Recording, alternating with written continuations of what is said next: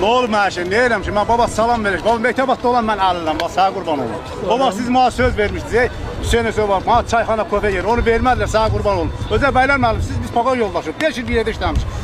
Mən sənə həmişə çox çalışmışam ki, görürəm ki, qəbulunda olam. Mən qəbul verirəm. Mən sənə qurban olum baba. Allah sənin ömrünü duz dağına döndərsin.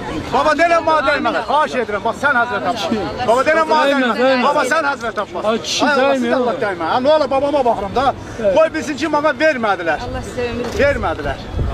Vermədilər baba. Vallahi vermədi. Hüseyin Allah canını sağ eləsin. Vermədiniz. Vermişdiniz. Çətalı. Hüseyin kimdir? Cira başlı bənə qadın. Vermədi. Yox vermədi. Nə olar qoyun kişiyə dərdimi deyim. Ona qurban olum. Siz Allah qoyun gəlin bir öpüm onu. Siz həzrət Ya Allah. öpmək lazım deyil amma sənə əsas öpmək yox. Mən səni görməyimə çox şadam baba. Qurban olum sənə. Allah Sən nə mən istəyirdin 20 il sən? ömrüm varsa 10 il mənim ömrümdən kəsin versin sənə. Sağ ol. Sən nə Xalqı idarə edin.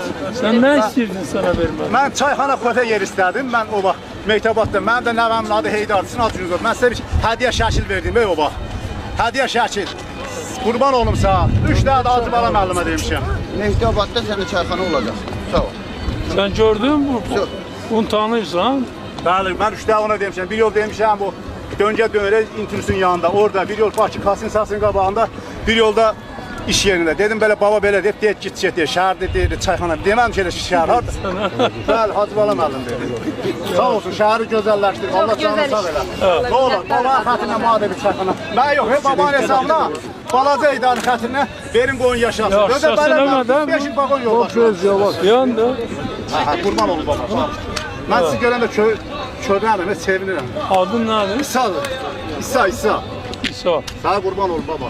Abi tanım o tanıyırsan da. Tanıyıram, indi gələk o sizin öz sözünüzü eşitək. Hüseyin o kimi yerə salmıyor sözünüzü.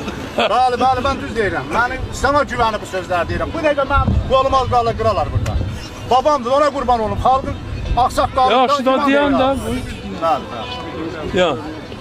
Ona bilsən nə deyirlər? Sən çox danışırsan. Ona deyirlər, niyə çox danışırsan? Dil otu yemişsən. Nə deyəcəm baba, mənim üçün qəbul, sana qurban olum. Bəli. Abi Talib ona tapşırdım. Kömək eləyəcəksin xətrinizə. Çayxana. Nə vaxt verəcəksən? Söz verdi cəmaatın üstünə. Sabah birisi gün gəlsin, sərəncamını alsın, Birisi gün Mehdiabadda gəl. çayxana verirəm. Bəli, sizin Yanına, xətrinizə. Və balaca idarə xətrinə. Sənə çayxana verəcəm. Tutardı? Bəli, sağ qurban olun.